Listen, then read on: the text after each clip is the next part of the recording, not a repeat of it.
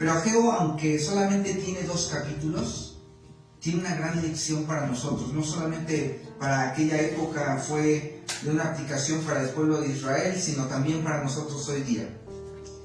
Y quiero empezar diciéndoles, hermanos, que Ageo significa festivo.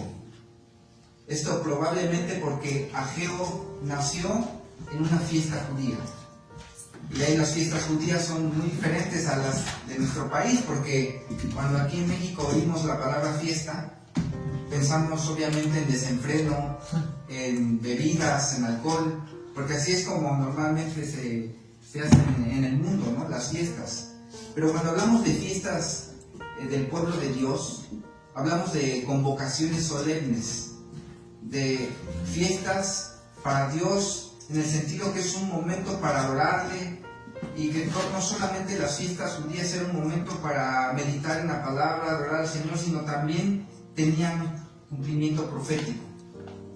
Y aquí, aunque no sabemos en qué fiesta pudo haber nacido Ageo, pero el nombre, el festivo, que significa Ageo, nos da a entender que posiblemente por haber nacido en una fiesta le pusieron aquel nombre. Y más adelante vamos a ver que tiene mucho que ver con el ministerio que Dios le mandó a cumplir.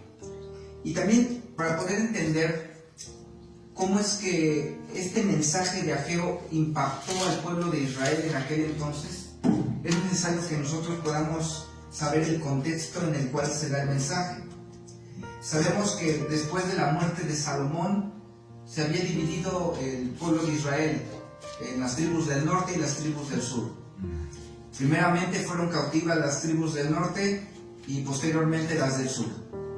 Y fue ahí cuando fue cautivo esas tribus del sur por Nabucodonosor, que ahí es en donde se cumple lo que decía Jeremías, porque decía en Jeremías 25:11 que el pueblo iba a estar en cautiverio durante 70 años.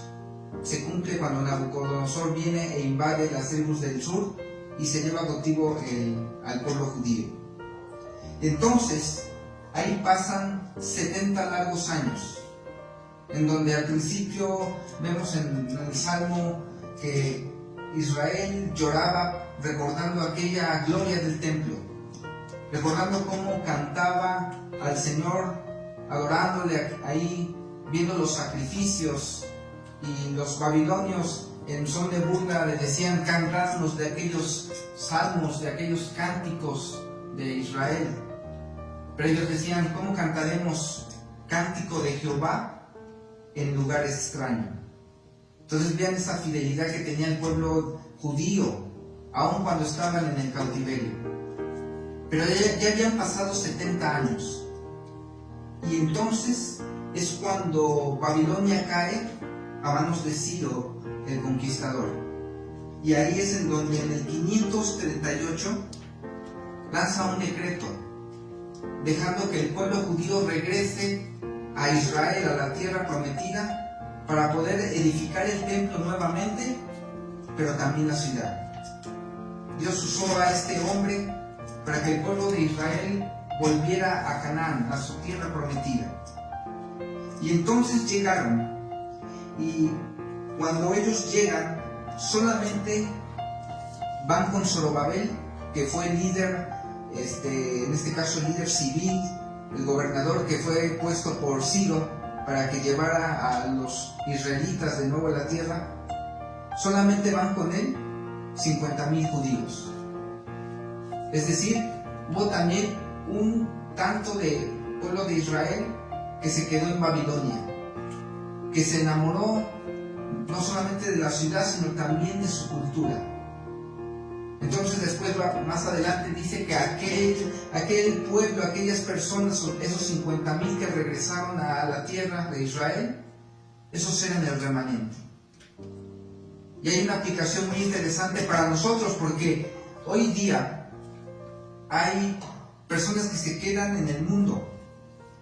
Hay cristianos, aunque nosotros estemos aquí y en muchas otras iglesias haya cientos, a veces hay iglesias de miles de congregantes, muchos se quedan en Babilonia. muchos se quedan en el mundo. Y así será cuando llegue el arrebatamiento, cuando vean en un abrir y cerrar de ojos que son pocos a comparación de la gran mayoría de los que hoy se dicen evangélicos.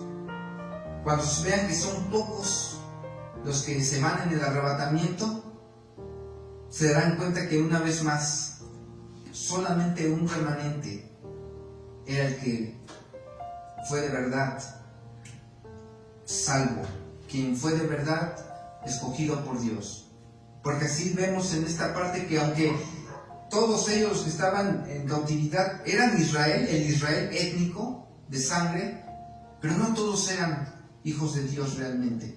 Solamente los más celosos, los que realmente creían en la promesa de que el Señor les había dado esa tierra y que ahí era el lugar donde debían de edificar el templo, fueron los que regresaron. Y ya una vez regresando, aquí dice la palabra del Señor, es aquí donde ya nos metemos en el contexto, porque ya viendo lo que pasó en la cautividad y que regresan con el liderazgo de Zorobabel, ahí es en donde entra en escena Ageo. Por eso se conoce como un profeta post-exílico, porque es posterior al exilio. Y empieza así la palabra del Señor, dice en el versículo 1, en el año segundo del rey Darío. Pero aquí el rey Darío es el rey Darío de Persia, llamado también Histaspes. Este rey Darío dice en el mes sexto, en el primer día del mes. En el mes sexto, en el calendario judío, es en el mes de Elul. Y para nosotros, en nuestro calendario, algunos los fechan en el 29 de agosto y algunos otros ya lo pasan para septiembre. Pero fue del año 520 a.C. Entonces ya sea que sea el 29 de agosto o ya en el mes de septiembre del 520 a.C., fue en esa fecha donde dice aquí la palabra que en ese mes, en el primer día del mes, vino palabra por medio del profeta Ageo a Zorobabel, hijo de Salatiel, gobernador de Judá, y a Josué, hijo de Josadac, sumo sacerdote, diciendo. Aquí vemos que aquí Zorobabel y Josué son los que reciben en primera instancia la palabra de Dios, porque ellos eran los líderes. Zorobabel era el líder civil, el gobernador, pero Josué era el sumo sacerdote, es decir, el líder espiritual, religioso. Y así como, hermanos, vemos esta escena que el mensaje va para ellos, así también como vemos en Apocalipsis, en el mensaje a las 7 iglesias, siempre dice, escribe al ángel de la iglesia de Éfeso, de Esmirna, y empieza a decir las demás iglesias, porque en primera instancia, los hermanos que Dios ha puesto como pastores en las iglesias son los que están a cargo de la congregación. Dios pedirá cuentas a los líderes, no solamente al pastor principal, sino también a los diferentes líderes de los departamentos. Dios pedirá cuentas. El Señor así ha organizado a la iglesia. Hay líderes, y esos líderes son los que deben recibir en primera instancia la palabra de Dios para comunicarla al pueblo. Y aquí nos dice que fue el primer día del mes. Así que, viendo este contexto, aquí cuando se refiere al primer día del mes se refiere a la fiesta de la luna nueva. A la fiesta de la luna nueva. Porque cada vez que iniciaba un mes judío había fiesta. Entonces, aquí Ageo tenía tanto a los líderes como también a todo el pueblo judío congregado por la fiesta. Entonces estaba en la ocasión oportuna para poder comunicar el mensaje. Y tiene mucho que ver con su nombre, porque Ageo ya habíamos visto que es festivo. Y justamente es en una fiesta del pueblo de Israel cuando Dios les manda a dar la palabra de Dios. Y aquí dice que Zorobabel, ya habíamos visto que él también era muy interesante porque él tenía sangre de rey. Pues él era nieto de Joacim o Joaquín. Entonces él tenía el derecho de ocupar en ese sentido el trono de David. O sea, era él descendiente de la realeza. Pero aunque pudiese para algunos pensar que algunos creyeron que a lo mejor él era el Mesías. No era en él en que se iba a cumplir esa promesa de que el Mesías tendría el trono eterno. Sería en Cristo. Él es el que cumple esa palabra del Señor de que Él se sentará en el trono de David y su reinado será para siempre. Pero aquí vemos cómo el Señor está restaurando la línea genealógica de donde vendría el Señor Jesús. Porque con la cautividad pues ya se llevaron exiliados al pueblo de Israel, y en ese sentido pues ya no se sabía en ese sentido quién iba a ser el rey. Ya habían los puestos de rey y sacerdote habían sido quitados cuando Babilonia invadió, pero aquí el Señor una vez más viene a restaurar la línea de David, pero también la línea de Aarón, del sacerdocio, porque Josué era hijo de aquel sumo sacerdote que fue también exiliado en la época de Nabucodonosor. Y también su abuelo fue muerto cuando Nabucodonosor invadió al pueblo de Israel. Pero veamos ahora, dice en el versículo siguiente: así ha hablado Jehová de los ejércitos diciendo, este pueblo dice, no ha llegado aún el tiempo de que la casa de Jehová sea reedificada. Entonces aquí el Señor les pregunta, ¿por qué les preguntará esto? De que si para ellos todavía no era el tiempo de reedificar el templo. Recuerden que cuando Dios les permite regresar a Israel, era con la misión de reconstruir el templo. También la ciudad, pero en primera instancia el templo. Y ellos habían empezado, de hecho habían juntado algo de madera de cedro y ya lo habían amontonado, pero la Biblia dice que aquellos samaritanos, sus vecinos, empezaron a estorbarle al pueblo de Israel para construir el templo. Y fue tanta esa obstrucción, ese antagonismo de ellos hacia el pueblo judío, que pararon la obra de la construcción del templo. Y entonces ahí es en donde entraron como en un conformismo, porque el Señor les pregunta, ¿será para ustedes todavía no es el tiempo de reedificar el templo? Hay algunos motivos que pudieron haber movido al pueblo de Israel a parar esa obra. En primer lugar, la rivalidad de sus vecinos, aquellos que se oponían a ellos para construir el templo, en este caso principalmente los samaritanos. Y nosotros como cristianos, cuando buscamos de las cosas de Dios, porque el libro de Ageo va a tratar de que anima al pueblo a construir el templo nuevamente, a poner en orden sus prioridades, de que a un lado quede lo material en segundo plano y que pongan en primer lugar las cosas de Dios. Cuando nosotros hacemos eso en nuestras vidas, normalmente hay oposición. Se levantan personas que quieren desanimarnos. Hay persecución. Y hay muchos hermanos que cuando empiezan a seguir a Dios, se levanta la esposa contra él, o el esposo, o los compañeros de trabajo, la familia, le hacen burlas. Y también vienen cosas, por ejemplo, viene enfermedad, vienen pruebas. Y hay muchos que cuando ven todo eso simplemente se desaniman y dicen, pues yo ya no sigo en las cosas del Señor, porque es un camino donde ellos dicen, cuando no tenía Cristo, pues pareciera que todo iba bien, pero una vez que acepté al Señor en mi corazón, empezaron los problemas, las peleas, las dificultades económicas, la enfermedad, y muchos desertan con ese tipo de excusas. Así también le pasó al pueblo judío. Vieron adversidad, porque lo que tenían que hacer era construir el templo y era algo que Dios les había mandado, estaban en las cosas de Dios. Y al ver la hostilidad de los enemigos, mejor dijeron, mejor aquí lo dejamos. Porque prefirieron tener una paz, en ese sentido, a tener esa confrontación por seguir al Señor. Y nosotros nos insta aquí el libro de Ageo que si alguno de nosotros o algún hermano está en alguna situación donde hay personas que se oponen en su vida cristiana, donde hay situaciones que quieren hacerle menguar su fe, aquí el libro de Ageo nos anima a que una vez más tomemos fuerzas.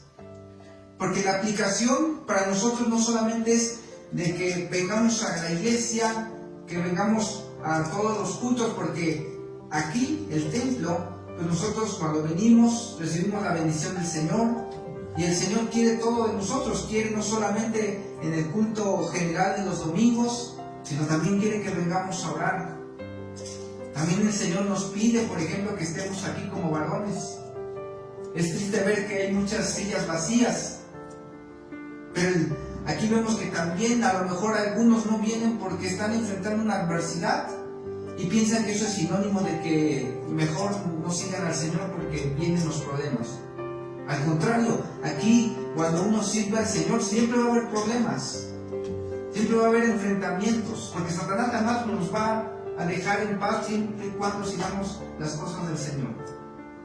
Pero qué casualidad, hermanos, que aquí más adelante, como hemos leído, el Señor les reprocha que por qué, dice, es para ustedes tiempo para vosotros de habitar en vuestras casas artesonadas y esta casa está desierta.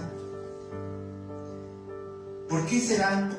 Es algo muy interesante, que para las cuestiones del templo, ahí sí se opuso a los samaritanos, los vecinos. Pero al parecer aquí no se opusieron cuando el pueblo judío mejor se interesó en edificar sus propias casas. Y así es como obra también Satanás. Cuando seguimos a las cosas de Dios, vienen pruebas, vienen ataques, pero nomás deje usted de seguir al Señor, deje de orar, deje de leer la Biblia, de venir a los cultos, y va a ver cómo los ataques se calman. Es más, hasta pareciera, algunos han de creer que cuando se ocupan de sus propios negocios, a lo mejor ahorita no están aquí adorando al Señor, están a lo mejor atesorando riquezas, o están en algún otro lugar donde no debieran, y pareciera que no, que se les permite esas cosas, como aquí los samaritanos permitieron que reedificaran casas. Sí, porque cuando se tratan de las cosas de Dios, pues Satanás va a poner ahí flechas de fuego.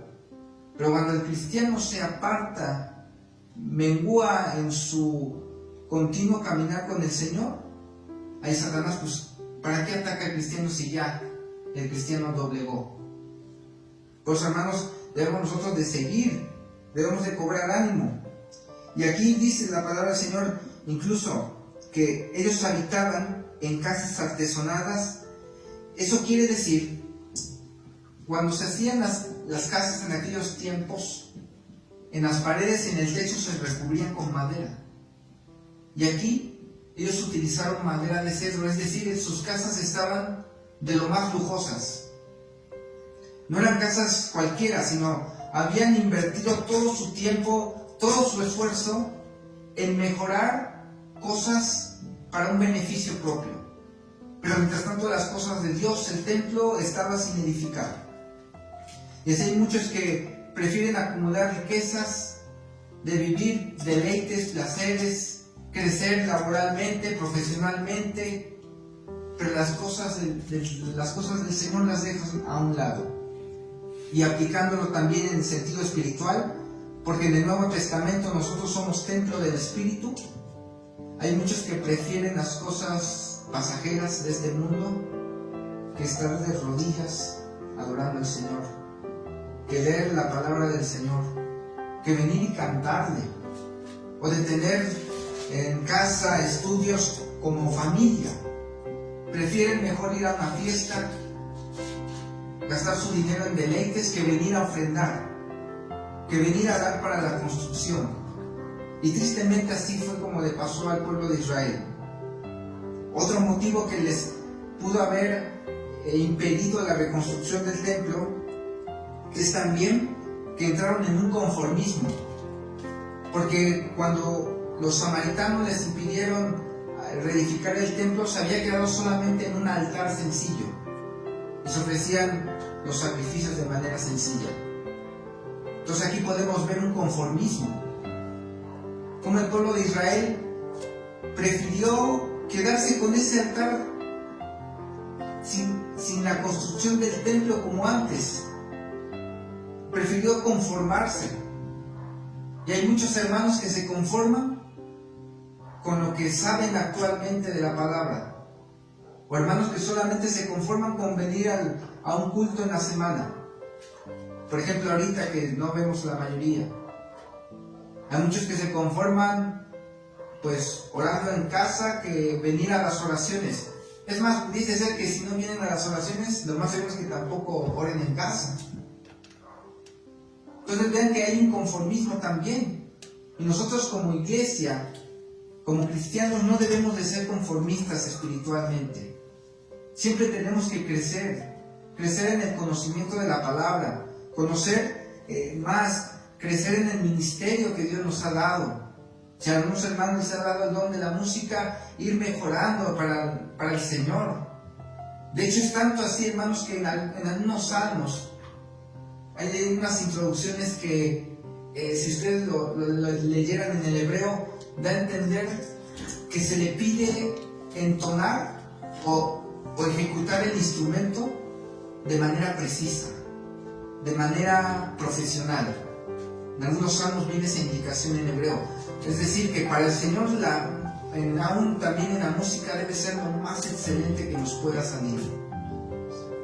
Y para la palabra del Señor también. No solamente conformarnos con Juan 3:16, que es el versículo que universalmente la mayoría conoce, sino también memorizar más de la palabra. Como por ejemplo el ejemplo que nos pusieron los niños cuando buscábamos el libro de Proverbios sobre las ofrendas. No debemos de conformarnos también en el conocimiento de la palabra y tampoco en el ministerio. No debemos de conformarnos también, hermanos, con que yo ya recibí al Señor, sino que también debemos de luchar por aquellas almas. Y no solamente incluso en la familia, sino también compañeros de trabajo, vecinos. ¿Cuándo fue la última vez, hermano, que le ha predicado a su vecino? O es más, sería la pregunta para todos nosotros, ¿nuestros vecinos saben que somos cristianos? Porque si nosotros no hemos dado esa luz que el Señor nos demanda, no estamos creciendo espiritualmente.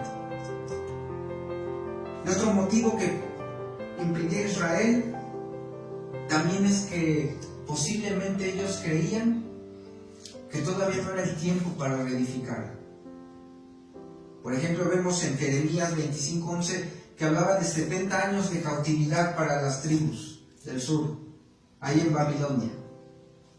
Y posiblemente el pueblo judío creía que todavía no se habían cumplido los 70 años, por lo tanto todavía no era el tiempo de reconstruir el templo.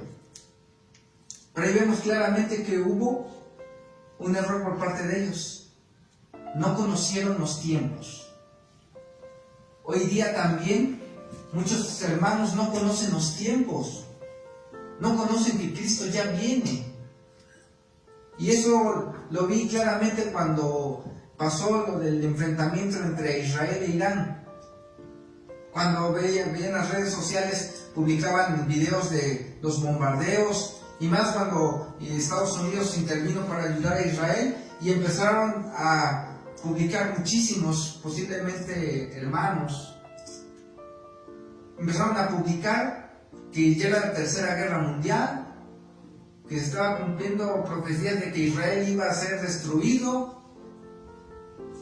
Decían, y hasta citaban pasajes de Mateo 24 acerca de lo del año 70, para aplicarlo ahorita, que Israel iba a ser echado de su tierra. Entonces ven que hay muchos que posiblemente ellos eran hermanos que apenas creyeron en el Señor, no lo sé, pero vemos que hay un gran desconocimiento de los tiempos.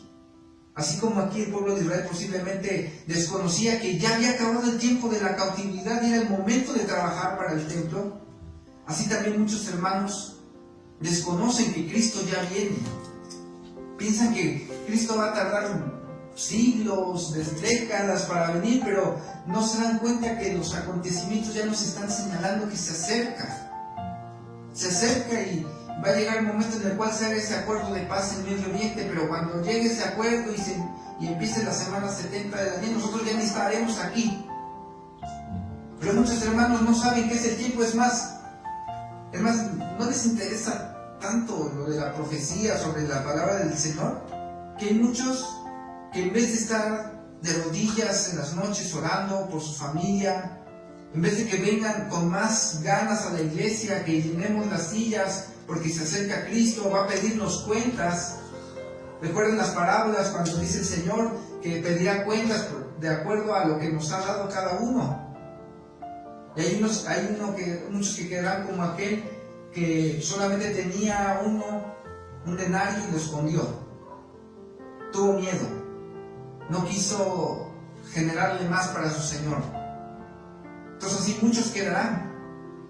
Muchos serán quemadas sus obras como hojarasca, dice la palabra, porque en vez de trabajar, en vez de ver que Cristo ya viene, vamos a leer más de la palabra, vamos a ayudar en la iglesia, a ver, necesita la iglesia ujieres, necesita alguien que, por ejemplo, esté aquí recibiendo a la gente, que visite a los hermanos.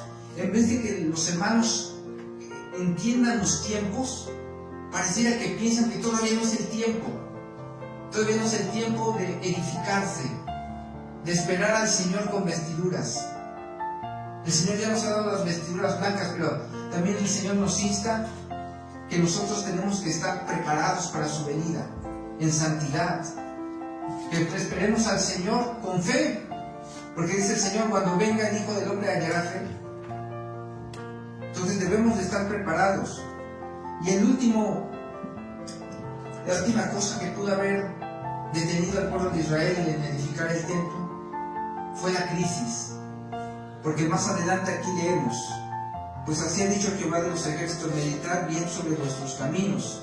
Versículo 6, sembráis mucho y recogéis poco, coméis y no os saciáis, bebéis y no quedáis satisfechos, os vestís y no os calentáis, y el que trabaja a jornal recibe su jornal en saco roto.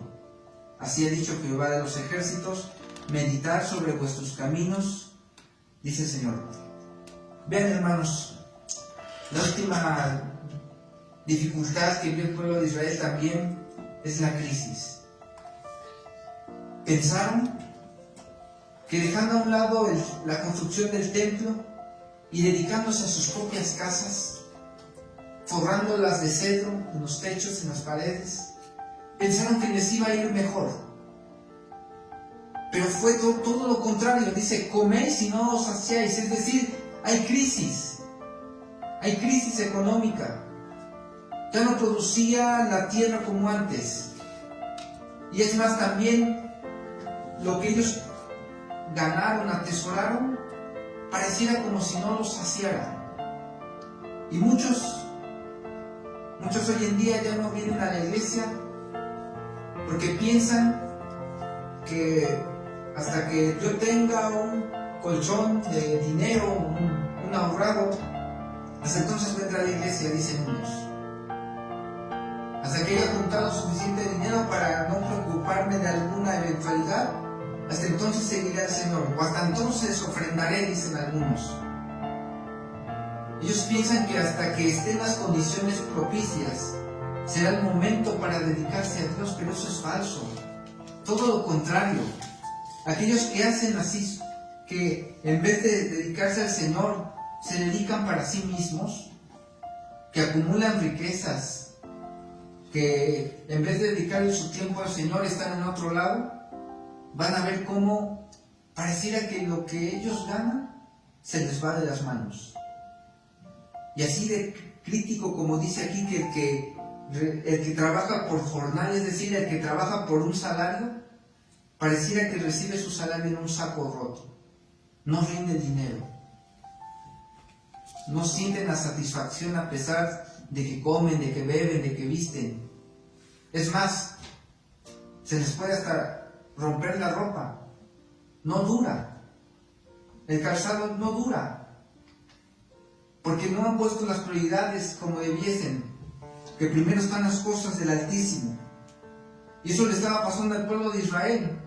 Y eso le pasa a muchos hoy en día, que piensan que trabajando los domingos, doblando turno, piensan que con eso van a tener para comprar más, para vivir mejor. Pero se dan cuenta que sigue igual la misma situación y hasta peor, porque han dejado a aquel que bendice, aquel que dice la palabra del Señor que cuando Israel estuvo en el desierto su calzado no se desgastó ni su ropa. Él es el único que puede hacer rendir el dinero, que puede bendecirlo, que puede multiplicar, proveer. Él es el único. Porque ¿de qué sirve, hermanos, que aquellos que atesoran dinero se les vaya todo en enfermedad? Es como trabajar de embalde, porque realmente se les va el dinero en las manos. Viene la enfermedad, viene una crisis, porque no tienen la bendición de Dios. Entonces ven todos los pretextos que pudiesen motivar, entre comillas, a alguien para dejar las cosas de Dios, realmente es perjudicial para la persona. Pero el Señor aquí nos insta: subid al monte, en el versículo 8, y traed madera y reedificar la casa, y pondré en ella mi voluntad, y seré glorificado, ha dicho Jehová. Aquí es importante porque si ellos habían juntado cedro, madera, y sus casas estaban forradas de eso, lo más seguro es que ese cedro, esa madera, que en un inicio habían traído para la casa del Señor, para edificar el templo, se lo quedaron ellos. Y hay muchos que no vienen el domingo a la iglesia y lo que tenían preparado para la ofrenda, se lo quedan ellos.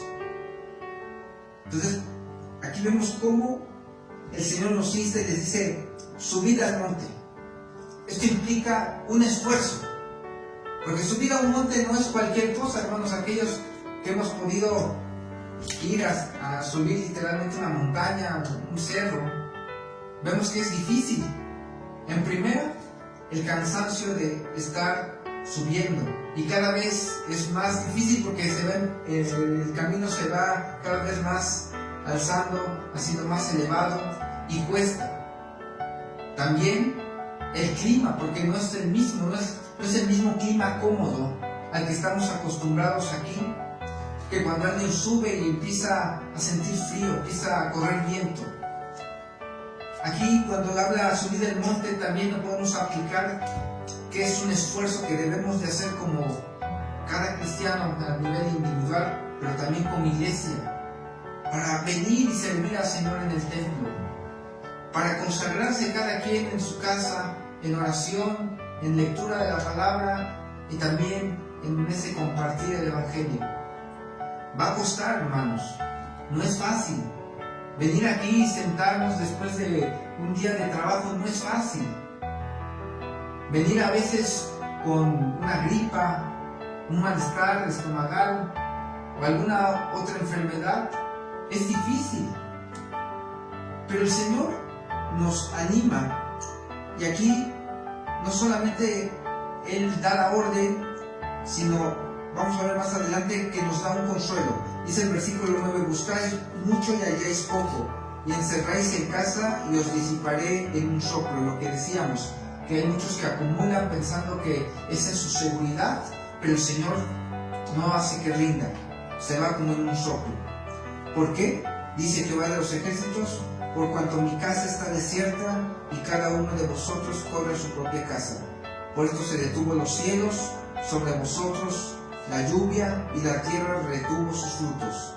Vean que cuando hay una crisis económica, en este caso para Israel, el que hubiese un mal clima, no hubiese lluvia, para ellos era crítico porque ellos se sustentaban mayormente por el cultivo.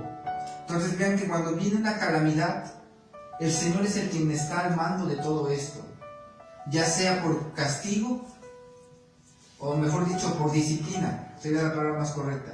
Por disciplina, cuando sus hijos cambian sus prioridades, el Señor disciplina y viene una escasez, pero el Señor está en el control de ello, como también cuando nos prueba para seguir creciendo en la confianza, porque también somos probados. A veces nosotros tenemos el dinero para ciertas cosas y pareciera que no nos va a alcanzar para otros compromisos que tenemos, pero el Señor ahí nos está probando también, y Él es poderoso para suplir. Entonces veamos que Él es el dueño, Él es el dueño del oro y de la plata, es decir, de Él proviene todo. Él es el dueño, Él es el que nos provee de lo necesario. Y dice: llamé la sequía sobre esta tierra y sobre los montes, sobre el trigo, sobre el vino, sobre el aceite, sobre todo lo que la tierra produce. Estos elementos, el trigo, el vino y el aceite, era de lo más indispensable que producía la tierra. Entonces vean cómo las necesidades básicas estaban siendo afectadas por cambiar de prioridades. Y dice que también sobre los hombres y sobre las bestias, sobre todo trabajo de manos.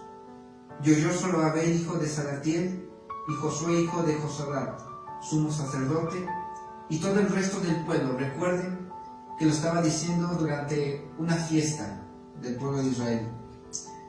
La voz de Jehová su Dios escucharon, y las palabras del profeta Ageo, como la había enviado Jehová su Dios, y temió el pueblo delante de Jehová. Vean, hermanos, que hubo un verdadero arrepentimiento. Cuando el pueblo y sus líderes escucharon las palabras de Ageo, y más cuando se trataba de una festividad judía, como decíamos al inicio, una fiesta judía no es una fiesta en el sentido como en nuestro país, sino es una santa convocación que Dios manda.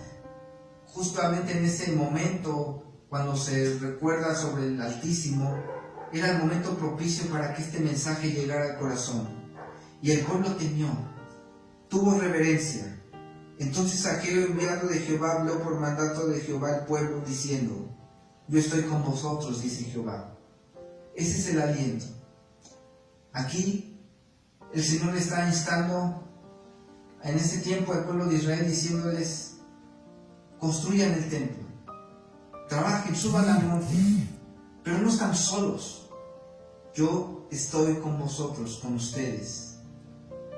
Y así nosotros, como iglesia, debemos seguir trabajando en la obra del Señor, recordando que Él está con nosotros. Y también a nivel personal, hermano, aquí el Señor nos anima a trabajar también en ese templo que es el templo del Espíritu, a dedicarle tiempo al Señor en oración, en lectura de la palabra, en ese compartir del Evangelio, recordando que Él estará con nosotros. Él no nos deja solos.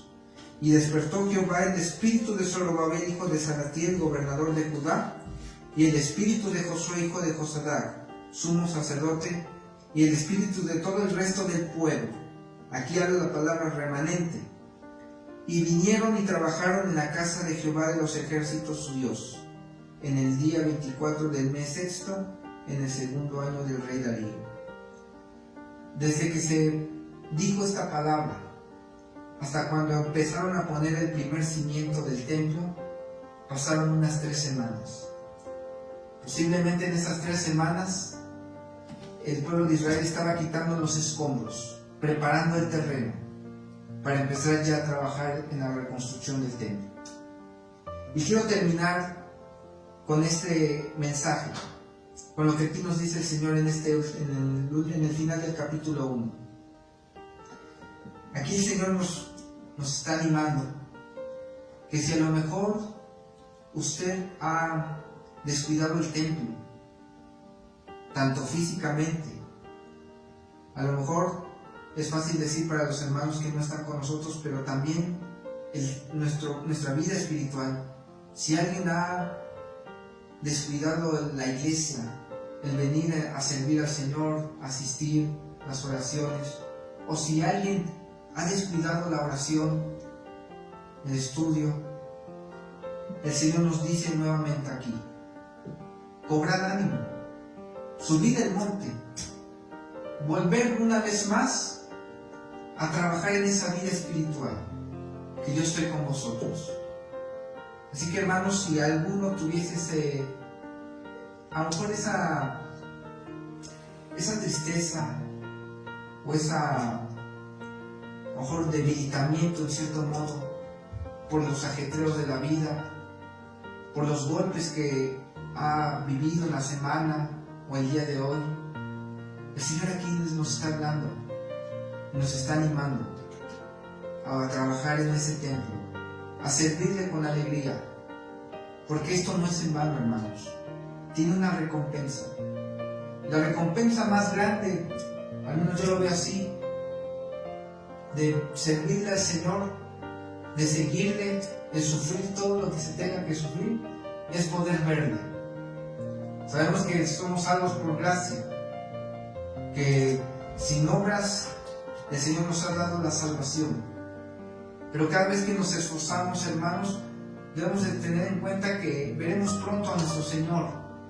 Y Él nos dirá: entra en la presencia de tu Señor, siervo fiel. ¿No quisiera, hermano, escuchar esas palabras?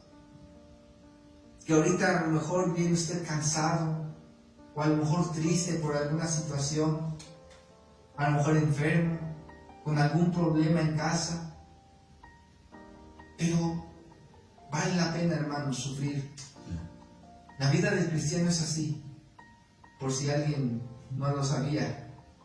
Siempre va a haber hostilidad, como los samaritanos contra Israel. Nunca va a haber un tiempo así que no haya ninguna prueba, ningún problema. No va a haber ningún momento así como para decir: ese es el momento para servir al Señor. No, siempre va a ser el momento para servir al Señor, y en medio de las pruebas y de las aflicciones. No nos conformemos. Si estamos en cierta comunión con el Señor, no debemos de descuidarlo. Si ya hemos tenido cierto desarrollo en el ministerio, no debemos de quedarnos ahí. También, si vemos las crisis, no interpretemos que, como algunos piensan, es que ¿qué hice de pecado? ¿No? Muchos piensan que por una crisis el hermano está en pecado. No. A veces es disciplina, pero muchas veces también son pruebas. Las crisis nos hacen crecer. Así que vamos a orar, hermanos, en esta noche. Vamos a darle gracias al Señor por la palabra y vamos a pedirle que nos ayude a que una vez más podamos cobrar ánimo para aquellos que a lo mejor venimos con alguna aflicción, con algún pendiente. Y vamos a dejarlo en las manos del Señor, como también lo cantábamos hace rato. Vamos a orar, hermanos. Amado Padre, queremos dejar en tus manos toda la carga.